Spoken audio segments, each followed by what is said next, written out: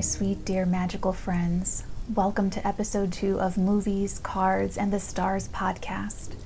I am your host, Psychic Consigliere Natalie, spelled Natalee. You can access hundreds of tarot readings for $11 a month over on my Patreon, patreon.com/theartigan, or book a psychic tarot reading or consigliere session with me over Zoom at the website, theartigan.com. Please subscribe to my YouTube channel, Watch Natalie, all one word, free to you, and turn on the notifications to support this podcast. I thank you in advance for your support. Lastly, please make sure to watch the films before listening to my podcast series.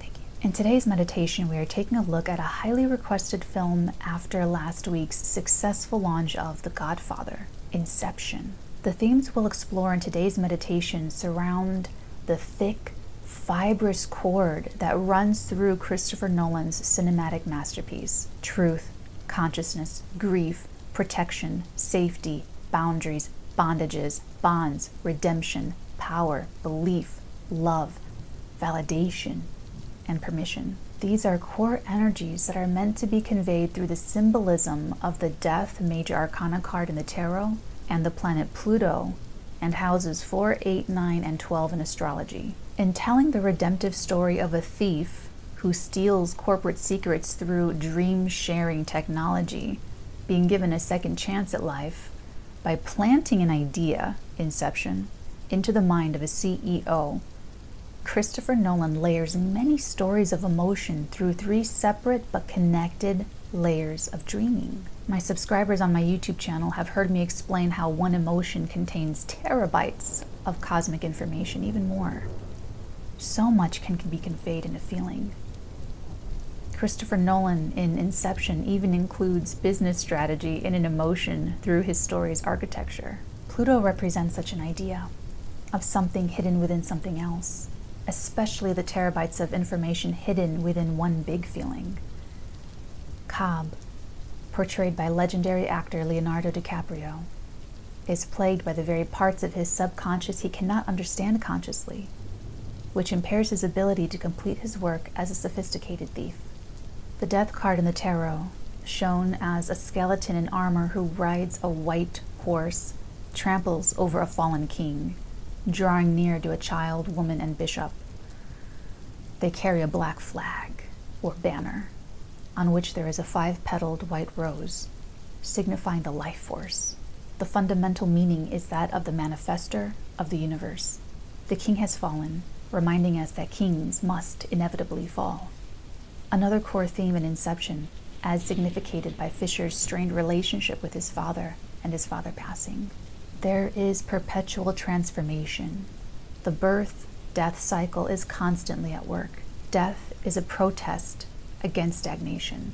Dealing with this reality is at the forefront of the film, since the core emotional blockage for both Cobb and Fisher are their abilities to deal with the significant deaths of Cobb's spouse and Fisher's father. Christopher Nolan is a pure genius in how he's created this elaborate, beautiful, intricate, and innovatory approach using filmmaking to show just how complex grief is for a human to reconcile. Everyone listening to this podcast was born, incarnated, and in everyone's life, at your first moment of breath, Pluto was existing. We all have Pluto in our charts, and some of us experience Pluto transits affecting us on a personal level. When this happens, all of these themes become activated on a personal level.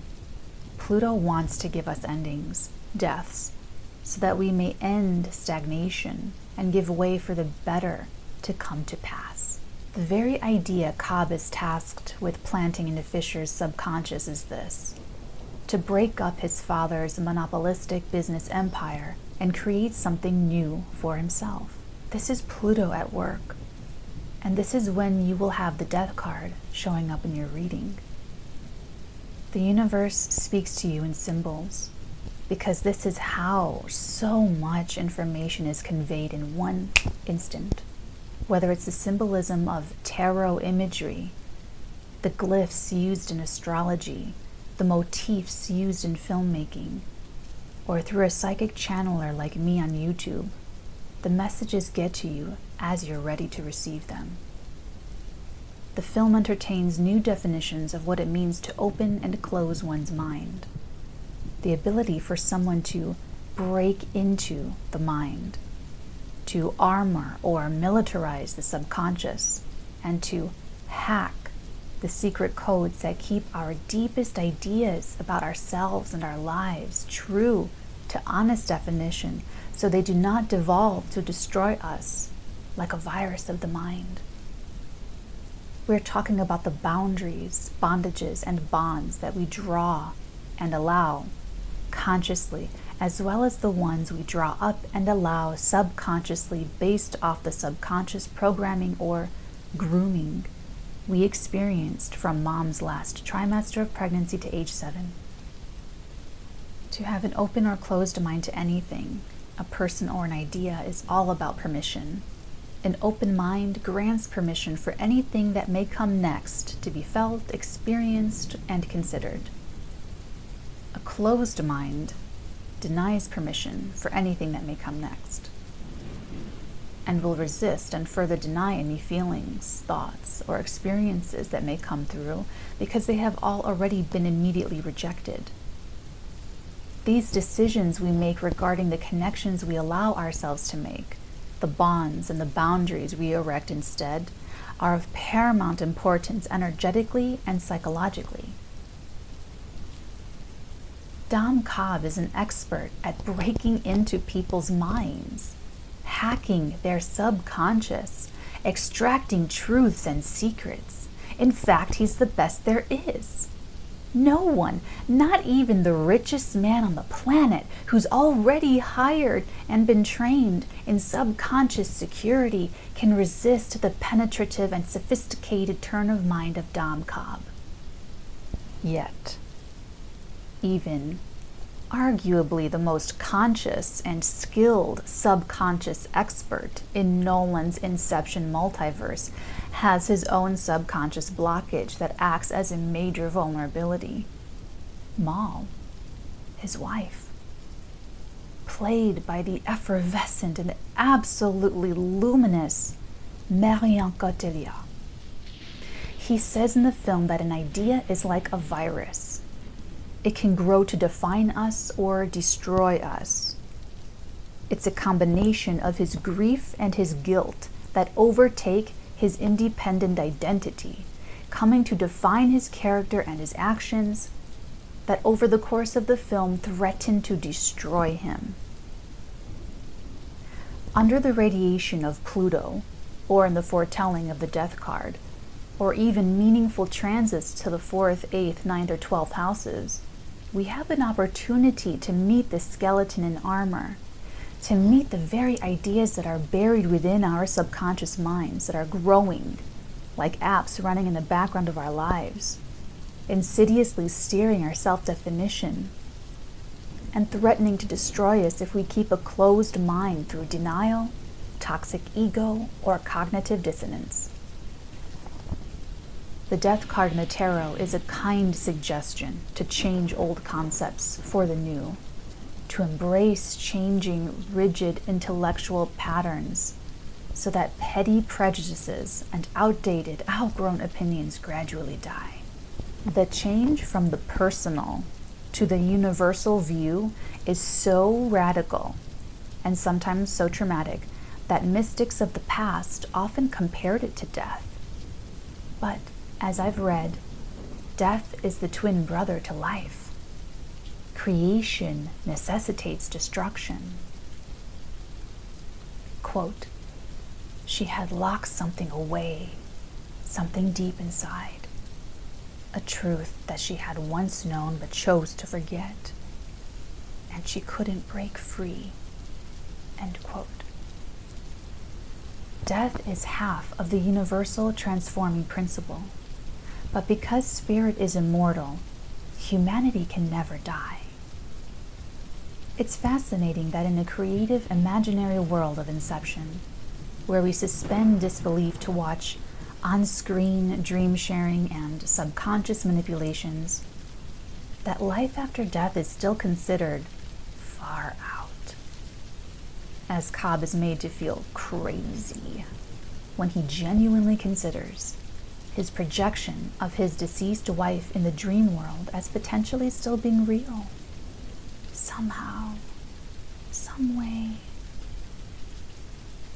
Even in the elaborate MC Asherian architecture of the mind, survival beyond the body is an idea the mind is closed to, and therefore permission is denied to spiritual experiences with the deceased. This is because of free will, which exists to be honored by the higher realms and targeted with manipulations by the lower realms.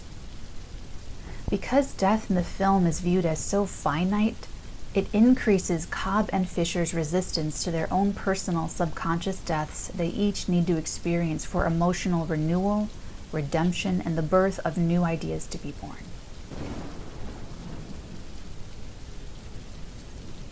They are both pushed to their mental, spiritual, and emotional limits at the time of highest stakes, with everything on the line at the end of the line.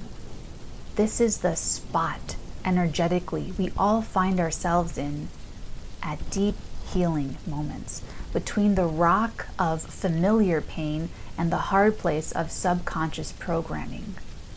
Like Cobb and Fisher, we must choose the ending, the death of some stuck idea that is holding us back, because the transformation principle necessitates an ending. That's where the change in consciousness happens. Destruction is followed by renewal, and the birth of new, healing, and helpful ideas and feelings follow. Cobb's subconscious vulnerability is the prison of guilt he lives in for having manipulated his wife with his skill as a subconscious extractor. An abomination of his gift and gross misuse of his talent, which led to her committing suicide and illegally alienating him from being with their children stateside. His grief of her passing compounds his guilt, so that when his feelings of guilt rise within him, instead of talking to himself the way he does to Maul, who represents the part of his subconscious at the very end of the film, the idea of, I hurt the one I love the most with my skill, grows stronger, continuing to define Cobb and interrupt his success, undermine his success, when he tries to use his skill, such as when the film opens with his audition for Saito, played by the enigmatic Ken Watanabe. Fisher's subconscious vulnerability is the prison of the idea, I'm inadequate and unlovable by my father, whom I love, respect, and admire, and whose opinion of me defines me. In the early parts of the film, whenever Fisher feels the pang of this rejection, instead of giving that feeling the catharsis he gives it at the end of the film, instead he pushes it further away from his conscious awareness, even deeper into his subconscious. Every single one of us possesses tightly corrupted ideas in our subconscious mind that need to be extracted so that they can be met with the only solution, the only truth: love. Coming up to the hilt, such as when Cobb and Fisher are pushed to their limits, we have to choose death of the ego, death of the wrong or bad idea, death of the cognitive dissonance, death of the denial, death of the viral lie that has taken hold of some piece of our identity that threatens to destroy us. We choose death of the ultimate lie so that we can choose to remember the only truth: love. Love is the only truth. This is the core power. This is what it means to be truly powerful. To have power over the self. When I speak of self-mastery, it is in this moment when you choose love, catharsis, and healing over pride, ego, and lies that I'm talking about. Just like in the film that has colorful characters on the dream team. Eames and Arthur specializing in helping to disguise the boundaries in the dream so that the dreamer cannot make accurate judgments on what to allow and disallow. So true. Do we have parts of ourselves that purposefully obscure, obfuscate, and mislead? On a Pluto transit, the benefit is that we see exactly these parts of ourselves that act against our own best interest, so that we can use our free will to make a different choice, to make an empowered choice.